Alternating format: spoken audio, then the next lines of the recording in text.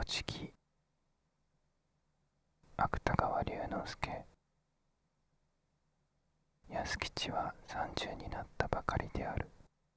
その上あらゆる売分業者のように目まぐるしい生活を営んでいる。だから明日は考えても昨日はめったに考えない。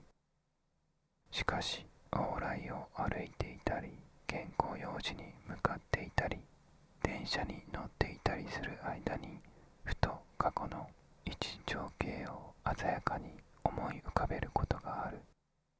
それは従来の経験によると、大抵嗅覚の刺激から連想を生ずる結果らしい。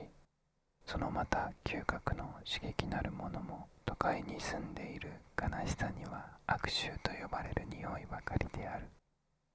例えば汽車の鈴の匂いは何人も嗅ぎたいと思うはずはない。けれどもあるお嬢さんの記憶、5、6年前に顔を合わせたあるお嬢さんの記憶などは、あの匂いを嗅ぎさえすれば煙突からほとばしる火花のようにたちまちよみがえってくるのである。このお嬢さんに会ったのはある避暑地の停車場である。あるいはもっと厳密に言えば、あの停車場のプラットフォームである。当時その避暑地に住んでいた彼は、雨が降っても風が吹いても、午前は8時発の下り列車に乗り、午後は4時20分着の上り列車を降りるのを常としていた。なぜまた毎日汽車に乗ったかといえば、そんなことは何でも差し支えない。しかし毎日汽車などに乗れば、1ダズンくらいの顔なじみはたちまちのうちにできてしまう。お嬢さんもそのうちの一人である。けれどもここには七草から3月の20何日かまで一度もあったという記憶はない。午前もお嬢さんの乗る汽車は安吉には縁のない上り列車である。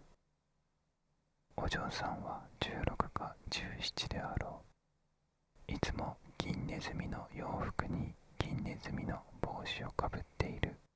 背はむしろ低い方かもしれない。けれども見たところすらりとしていることに味は、やはり銀ネズミの靴下にかかとの高い靴を履いた足は鹿の足のようにすらりとしている。顔は美人というほどではない。しかし安吉はまだ東西を論せず、近代の小説の主人公に無条件の美人を見たことはない。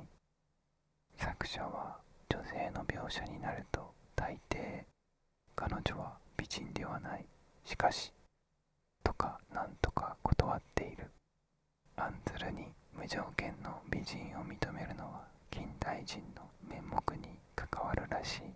だから安吉もこのお嬢さんにしかしという条件を加えるのである。念のためにもう一度繰り返すと、顔は美人というほどではない。しかしちょいと鼻の先の上がった愛嬌の多い丸顔である。お嬢さんは騒がしい人混みの中にぼんやり立っていることがある。人混みを離れたベンチの上に雑誌などを読んでいることがある。あるいはまた長いプラットフォームの縁をぶらぶら歩いていることもある。安吉はお嬢さんの姿を見ても、恋愛小説に書いてあるような動機などの高ぶった覚えはない。ただやはり顔なじみの鎮守府司令官や売店の猫を見た時の通りいるなと考えるばかりである。しかしとにかく顔なじみに対する親しみだけは抱いていた。だから時たまプラットフォームにお嬢さんの姿を見ないことがあると、何か失望に似たものを感じた。何か失望に似たものを、それさえ痛切には感じたわけではない。安吉は現に売店の猫が2、3日行方をくらました時にも全然変わりのない寂しさを感じた。もし鎮守府司令官も頓問しか何か解けたとすれば、この場合はいささか疑問かもしれないが、まず猫ほどではないにしろ勝手の違う気だけは起こったはずである。ところが3月の20何日か生暖かい曇天の午後のことである。安吉はその日も勤め先から4時20分着の上り列車に乗った。何でもかすかな記憶によれば調べ仕事に疲れていたせいか、汽車の中でも普段のように本を読みなどはしなかったらしい。ただ窓べりに寄りかかりながら春めいた山田の畑棚を眺めていたように覚えている。いつか読んだ横文字の小説に平地を走る汽車の音をトラタタトラタタトラタタと映し、鉄橋を渡る汽車の音をトラララチトラララチと映したのがある。なるほど、ぼんやり耳を貸しているとああいう風に聞こえないことはない。そんなことを考えたのも覚えている。安吉は物憂い30分の後、やっとあの避暑地の停車場を降りた。プラットフォームには少し前に着いた下り列車も止まっている。彼は人混みに混じりながらふとその汽車を降りる人を眺めた。すると意外にもお嬢さんだった。安吉は前にも書いたように、午後にはまだこのお嬢さんと一度も顔を合わせたことはない。それが今不意に目の前へ日の光を透かした雲のような、あるいは猫柳の花のような金ネズミの姿を表したのである。彼はもちろんおやと思った。お嬢さんも確かにその瞬間安吉の顔を見たらしかった。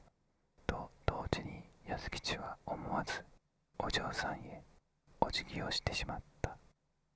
お辞儀をされたお嬢さんはびっくりしたのに相違あるまいが、どういう顔をしたかあいにくもう今では忘れている。いや当時もそんなことは見定める余裕を持たなかったのであろう。彼はしまったと思うが早いか、たちまち耳のほてり出すのを感じた。けれどもこれだけは覚えている。お嬢さんも彼に会釈をした。やっと停車場の外に出た彼は彼自身の具に憤りを感じた。なぜまたお辞儀などをしてしまったのであろう。あのお辞儀は全然反射的である。ピカリと稲妻の光る途端に瞬きをするのも同じことである。すると意志の自由にはならない。意志の自由にならない行為は責任を負わずとも良いはずである。けれどもお嬢さんは何と思ったであろう。なるほど、お嬢さんも会釈をした。しかしあれは驚いた拍子にやはり反射的にしたのかもしれない。今頃は随分安吉を不良少年と思っていそうである。いっそしまったと思った時にぶしつけを詫びてしまえばよかった。そういうことにも気づかなかったというのは。安吉は下宿へ帰らずに人影の見えない砂浜へ行った。これは珍しいことではない。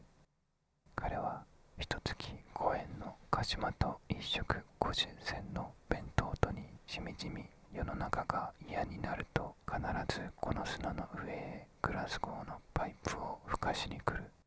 この日も曇天の海を見ながらまずパイプへマッチの火を移した。今日のことはもう仕方がない。けれどもまた明日になれば必ずお嬢さんと顔を合わせる。お嬢さんはその時どうするであろう。彼を不良少年と思っていれば一別を与えないのは当然である。しかし不良少年と思っていなければ明日もまた今日のように彼のお辞儀に応えるかもしれない。彼のお辞儀に彼は堀川安吉はもう一度あのお嬢さんに平然とお辞儀をする気であろうか。いや、お辞儀をする気はない。けれども一度お辞儀をした以上、何かの機会にお嬢さんも彼も会釈をし合うことはありそうである。もし会釈をし合うとすれば、安吉はふとお嬢さんの眉の美しかったことを思い出した。地来7、8年を経過した今日、その時の海の静けさだけは妙に鮮やかに覚えている。安吉はこういう海を前にいつまでもただ呆然と火の消えたパイプをくわえていた。もっとも彼の考えはお嬢さんの上にばかりあったわけではない。例えばキンキン取りかかるはずの小説のことも思い浮かべた。その小説の主人公は革命的精神に燃え立ったあるイギリス語の教師である。甲骨の名の高い彼の首はいかなる経緯にも屈することを知らない。ただし前後にたった一度ある顔なじみのお嬢さんへうっかりお辞儀をしてしまったことがある。お嬢さんは背は低い方かもしれない。けれども見たところはすらりとしている。ことに金ネズミの靴下のかかとの高い靴を履いた足は、とにかく自然とお嬢さんのことを考えがちだったのは事実かもしれない。翌朝の8時5分前である。安吉は人の混み合ったプラットフォームを歩いていた。彼の心はお嬢さんと出会った時の期待に張り詰めている。出会わずに済ましたい気もしないではないが、出会わずに済ませるのは不本意のことも確かである。いわば彼の心持ちは強敵との試合を目前に控えた検討家の木組と変わりはしない。しかしそれよりも忘れられないのは、お嬢さんと顔を合わせた途端に何か常識を超越したバカバカしいことをしはしないかという妙に病的な不安である。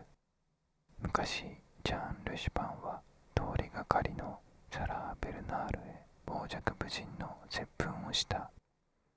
日本人に生まれた安吉はまさか接吻はしないかもしれないけれども、いきなり舌を出すとか赤んべえをするとかはしそうである。彼は内心ヒヤヒヤしながら探すように探さないように辺りの人々を見回していた。するとたちまち彼の目は悠々とこちらへ歩いてくるお嬢さんの姿を発見した。彼は宿命を迎えるようにまっすぐ歩みを続けていった。二人はみるみる接近した。10歩、5歩、3歩。お嬢さんは今目の前に立った。安吉は頭をもたげたまままともにお嬢さんの顔を眺めた。お嬢さんもじっと彼の顔へ落ち着いた目を注いでいる。二人は顔を見合わせたなり、何事もなしに行き違おうとした。ちょうどその刹那だった。彼は突然お嬢さんの目に何か同様に似たものを感じた。同時にまたほとんど体中にお辞儀をしたい衝動を感じた。けれどもそれはかけねなしに一瞬の間の出来事だった。お嬢さんははっとした彼を後ろにしずしずともう通り過ぎた。日の光を透かした雲のように、あるいは花をつけた猫柳のように。20分ばかり経った後、安吉は汽車に揺られながらグラスゴーのパイプをくわえていた。お嬢さんは何も眉毛ばかり美しかったわけではない。目もまた涼しい黒目がちだった。心持ち上を向いた鼻も。しかしこんなことを考えるのはやはり恋愛というのであろうか。彼はその問いにどう答えたか。ただ安吉の覚えているのはいつか彼を襲い出した薄明るい憂鬱ばかりである。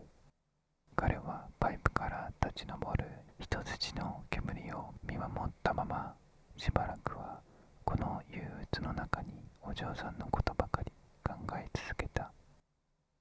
記者はもちろんそういう間も反面に朝日の光を浴びた山々の海を走っている。トラタタトラタタトラタタトラララチ。大正